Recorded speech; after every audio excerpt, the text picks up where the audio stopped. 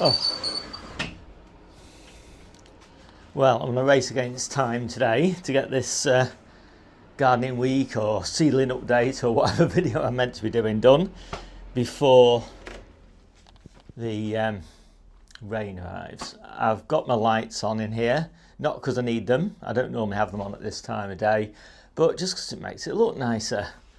So, seedling update is what I'm doing. Right, so let's just take a quick look at, we'll start here actually. So these are my first early peas.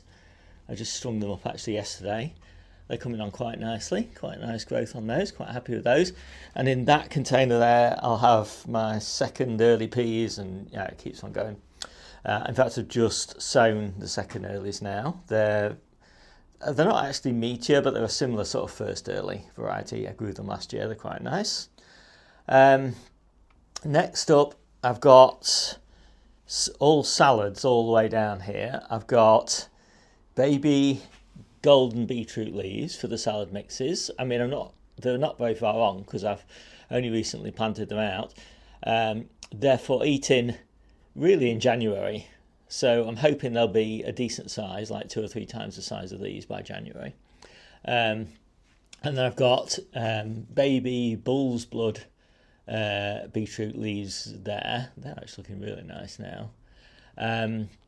And down here, red stem pak choi, comet suma, and more red stem pak choi, and they're looking amazing actually.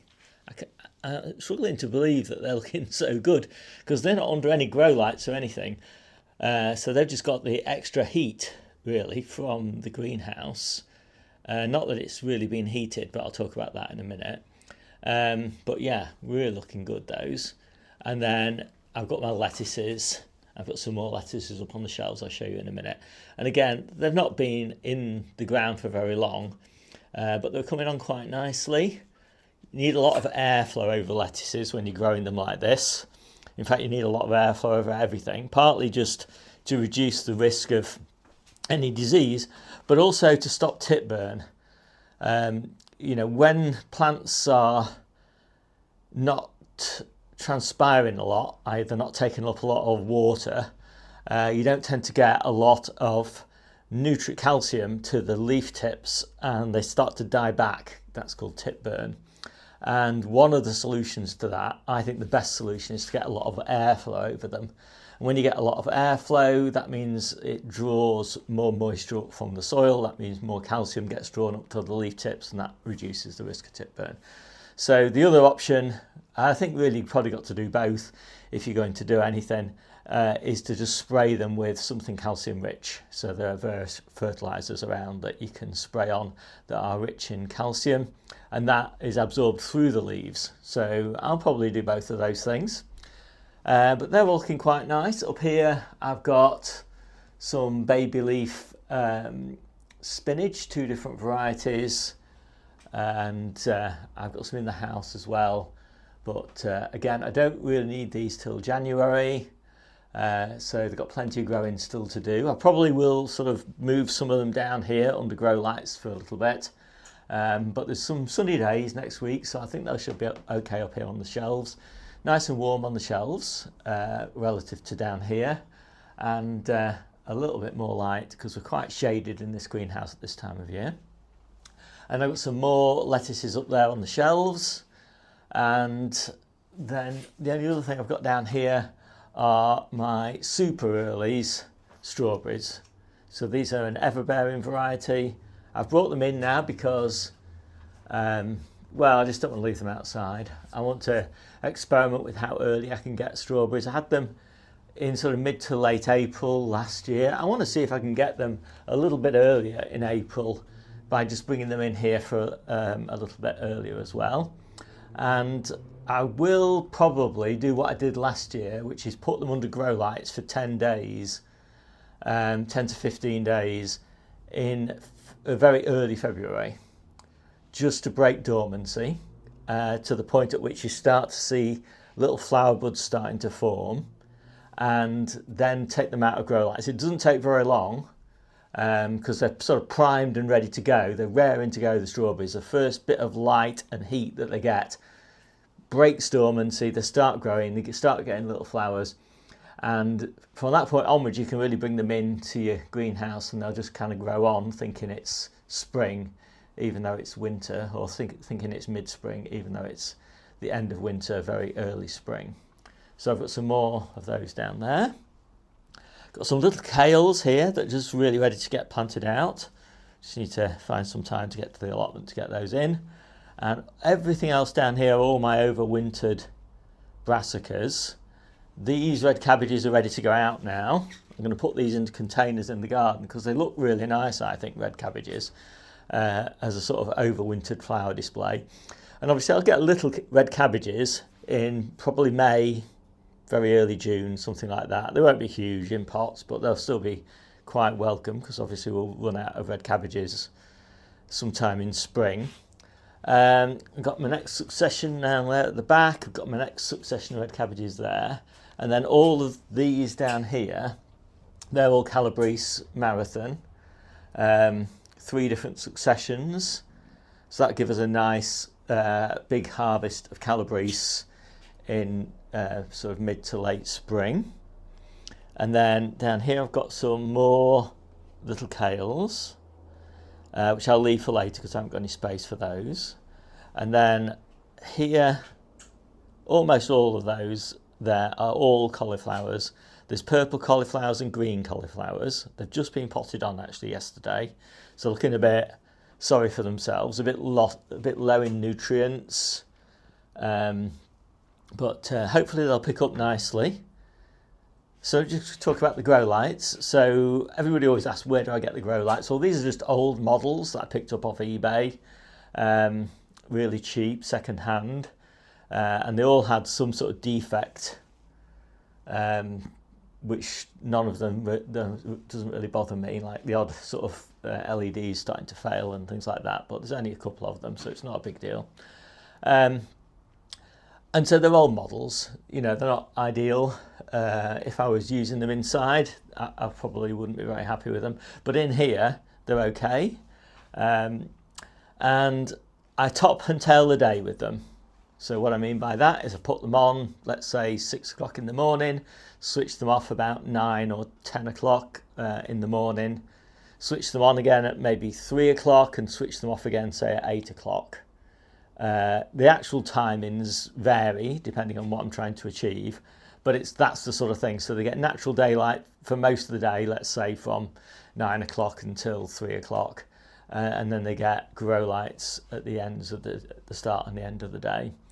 And what I like to do is kind of manipulate the day length in here to achieve objectives like trying to stop things going to seed or trying to kid things into think that it's spring when it's winter and things like that. So yeah, so let's have a look up here. So I've got my little strawberries that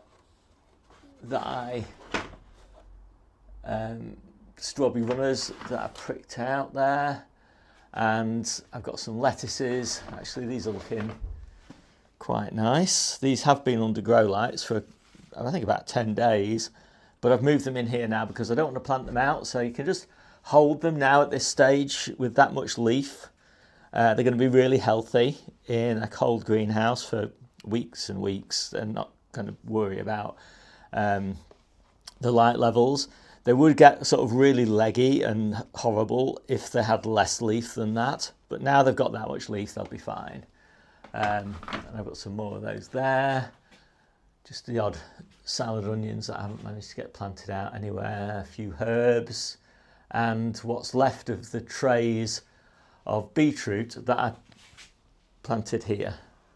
So you can see these are growing a little bit stronger because they're in these big trays, but not hugely stronger. You know, I could plant some more of those out if I wanted to. I just don't want to, but I also just don't want to throw them away just in case I can think of a use for them. So that is it really. I don't have any seedlings to speak of anywhere else now, and I won't really have a lot until January. I certainly won't have any more in this greenhouse, I don't think, until January. I'll have my peppers which I'll start. My super early peppers, the ones that will go on this grow bench here, where all the lettuces and other salad ingredients are, but they won't go there until April. So the peppers that I'm starting now, or in a few days' time, they'll stay in the house, and they'll stay in the house under grow lights until April, as I said. So that's me done. That's my seedling update. I'll just show you the quick harvest actually for this week. Well, it's quite a storm out there at the moment. I've just been down to the beach, and I just put up a little video clip of one of the flags, and you can see just how it's blowing. I think it must be 65, 70 mile an hour winds or something here at the moment. And weirdly, it's meant to be northwest, but it's actually easterly. I don't know how that's happening. Somebody who perhaps understands more about the weather can explain that. Anyway, I've just also been out at the allotment surveying the damage, and one of my low tunnels was pretty badly damaged, so I've just done a repair on that. Anyway, let's get on with the harvest. So I picked all this yesterday, and we're just bagging it up at the moment, and it's way too windy today to do a harvest. So bit of kale, nice little crown prince squash, beetroot from the ground, little Brussels sprouts. I'm just picking the little ones at the moment, and little sprout tops as well. I love sprout tops, actually, one of my favourite things. Potatoes from the store. When I say the store, I mean my store, not the supermarket. So from my store, yacon from my store, shallots from my store, onions and garlic from my store. So yeah, I had a few comments about that on one of the previous videos. So little Savoy cabbage, red cabbage. I'm only feeding 3 people at the moment, so everything's cut into 3s. Really nice carrots, really happy with those. A few little side shoots of calabrese, a few more kale leaves, colettes, leeks, parsley, smoothie mixes. There's another one there. I finally picked the last of the tomatoes, not eating that one, from the tumblers and the sun gold. The sun gold are a bit more underripe than this. We'll be using some of these in the salad mixes, but they're not all great. Like that one's a bit soft, so I have to kind of check them.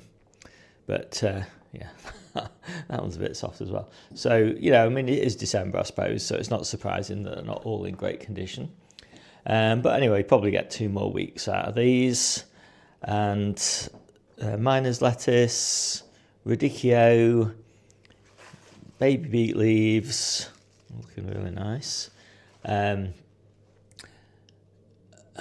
Asian greens, so that's komatsuma, red stem pak choy, tatsoi, salad onions, and I was going to just show you this. I was going to include some salad rocket in the salads, but just look at that. The wind has just completely desiccated those. They're just like horribly floppy. Ugh. So not having those. Yeah, there's the salad bases. I just make up the complete salads, and then we're done. My name's Steve. This is the Seaside Kitchen Garden and Allotment channel, and I'll see you soon.